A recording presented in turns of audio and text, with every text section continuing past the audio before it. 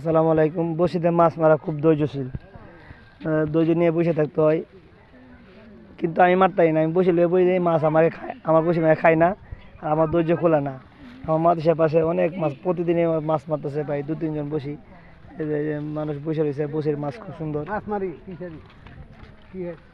দেন মাছ মারতেছে। এই যে মাছটি কই, এই যে মাছ মাছ মারে মারে দিতেছে। সবচেয়ে বড় শিকারী উনি। উনি তো পুরস্কার, এখানে তো পুরস্কার দেওয়া হয়, তো ওকে পুরস্কার দেওয়া দরকার। প্রতিদিন প্রায় 500-600 টাকার মাছ মারে, শুধু কই মাছ, শিং মাছ এবং টাকি মাছ।